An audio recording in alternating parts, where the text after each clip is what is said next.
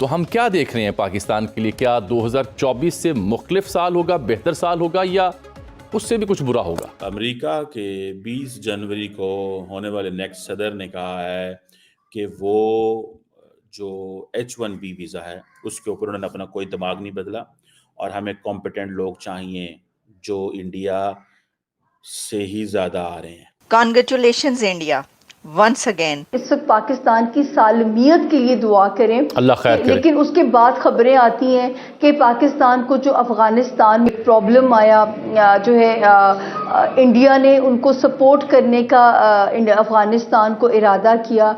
और वो कह रहे हैं जी जो कंपनीज हैं, पर्टिकुलरली IT कंपनीज जो जॉब वैकेंसी निकालती हैं, ये क्रिटिकल जॉब्स हैं, इसके बगैर अमेरिका ग्रो नहीं कर सकता, इसका नेट बेनिफिशियरी इंडिया होगा इस H1B वीजे पे।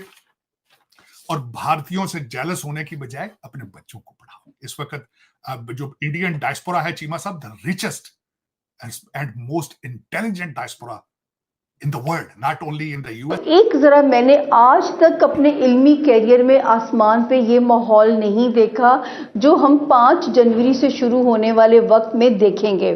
73% वीजा जिन लोगों को मिलते हैं वो इंडियंस हैं। यहाँ पे सुरेंद्र पिचाई आके तुम्हारे गूगल को संभाले और सत्या नडेला तुम्हें आके सिखाया सारा कुछ। पाकिस्तान के 12वें घर में जाने लगा उल्टा चलता हुआ 5 जनवरी को, जो कि पाकिस्तान के सीक्रेट एनिमीज का घर है। भारत और खिता आगे चला गया और हम पीछे रह गए। दोस्तों, अमेरिका के नवनिर्वाचित राष्ट्रपति डोनाल्ड ट्रंप ने H1B वीज़ा का समर्थन किया है। यह प्रवासी भारतीय कंपनियों के साथ अमेरिकी फर्म्स के लिए बहुत ही अच्छी खबर है जो बड़े पैमाने पर इसका इस्तेमाल करती हैं। इससे कंपनियों की लागत घटती है तो भारतीयों को दुनिया की सबसे बड़ी इकोनॉमी में काम करने का अवसर भी मिलता है। 2016 में हुए राष्ट्रपति चुनाव के प्रचार के दौरान ट्रंप ने H1B वीज़ा पर सख्ती की बात की थी, लेकिन पद संभालने के बाद उन्होंने सिर्फ इसकी प्रक्रिया सख्त की, इसलिए उनका इसके समर्थन में आना बहुत ही बड़ी बात है। हर साल 66,000 लोगों को यह वीज़ा इशू किए जाते हैं। 2006 से इस 20 साली देखते से अतिरिक्त 2,000 प्रोफेशनल को यह वीज़ा दिया जा रहा है। हालांकि अमेरिकी इंडस्ट्री में प्रोफेशनल्स की मांग को देखते हुए यह संख्या भी कम है। यही वजह है कि ट्रंप के सहयोगी एलोन मस्क ने बड़े वीज़ा सुधार की ज़रूरत बताई है। एलोन मस्क के बयान के बाद भी ट्रंप का ताज़ा रुख सामने आया है। तो चलिए दोस्तों, इस खबर पर पाक मीडिया का क्या रिएक्शन है, आगे देखते हैं और चैनल को लाइक और सब्सक्राइब करना मत भूलिएगा। 2024 को एज ए ओवरऑल जंगों को और इलेक्शन का साल देखा गया। जंगें रशिया है, यूक्रेन है, म्यांमार है, गाजा है, सूडान सिविल वॉर है, सीरिया है, अब यमन है, अफगानिस्तान पाकिस्तान के झगड़े शुरू हो चुके हैं H1B वीजे के ऊपर। और ये शुरू हुई है हमारे जो आर्टिफिशियल इंटेलिजेंस के कृष्णा जो पॉइंट किया उसके बाद।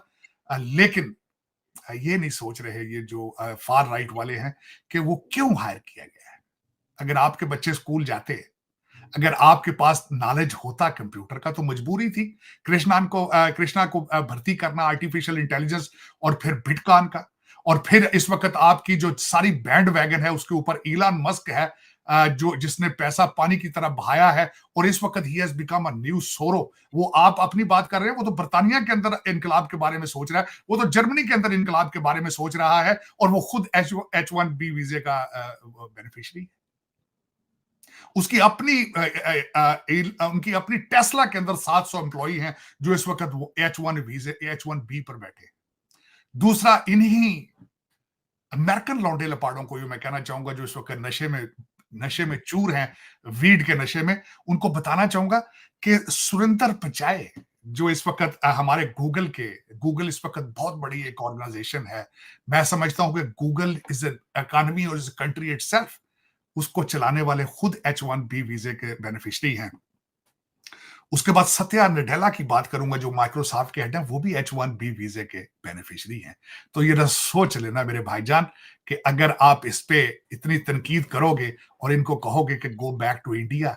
किसी ने मैं बड़े दुख के साथ कहूंगा, विवेक रामास्वामी की ट्वीट को किसी ने काउंटर किया है कि तुम्हारे भारत के अंदर तो फ्लशेबल टॉयलेट ही नहीं है, तो तुम अपने बच्चों को पढ़ा लो ना यार, तुम्हें किसी ने कहा है?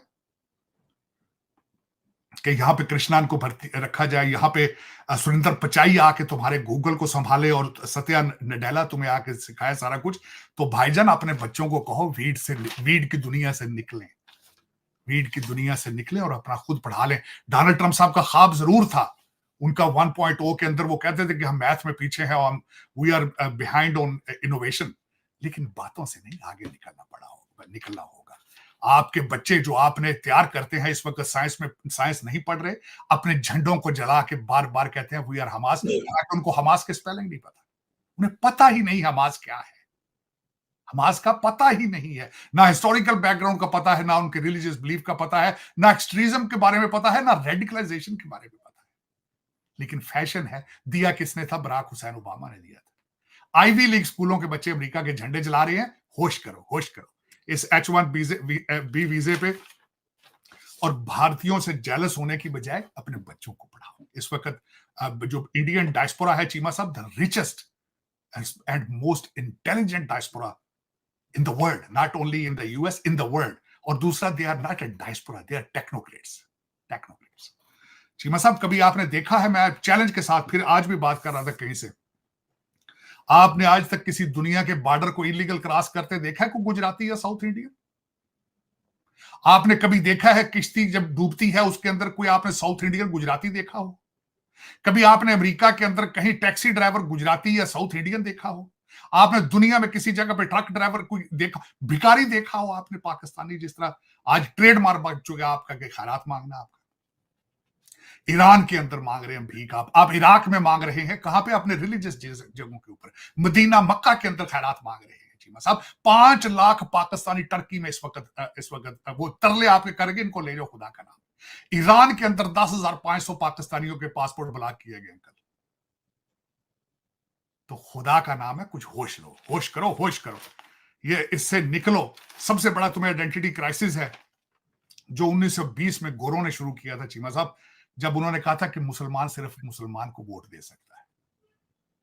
उसके बाद आपने ऐसी अपनी शनाख्त खत्म की, सारी जिंदगी पहले आप टर्की की उस्मानिया, उसके पीछे ऑटोमन एम्पायर के पीछे खिलाफत के लगे रहे, फिर कभी आप अपने आप को अरबी बनाते हो, कभी पठान बनाते हो, अब पठान कहते हैं, अपने मसाइल के नाम चेंज करो। सऊदी अरेबिया कहते हैं यू आर मस्कीन, यू आर गरीब, रफीक। तो खुदारा सबसे पहले अपने आप को सिंध की वैली के साथ जोड़ो, इंडस वैली के साथ जोड़ो। ये नफरतों के दरवाजे बंद करो। तुमने इसको कारोबार, एंटरटेनमेंट बना लिया है, कारोबार को, इसको मजहब को। You have to come across out. Cheema साहब, फिर हम डिरेल नहीं होना चाहते, लेकिन उस पर बताना चाहूंगा इसमें पिछले साल क्या कुछ हुआ। जूलियन असांज बर्तानिया से ऑस्ट्रेलिया चले गए। सिग्निफिकेंट वाकया ये हुआ, जिस तरह मैंने कहा था, इलेक्शनों का साल था, डोनाल्ड ट्रंप साहब का जीतना, जो कि हिस्ट्री बनी चीमा साहब इस वजह से 1892 में ग्रोवर क्लीवलैंड ने ये हिस्ट्री बनाई थी और उसके बाद उन्होंने रिकॉर्ड तोड़ा है।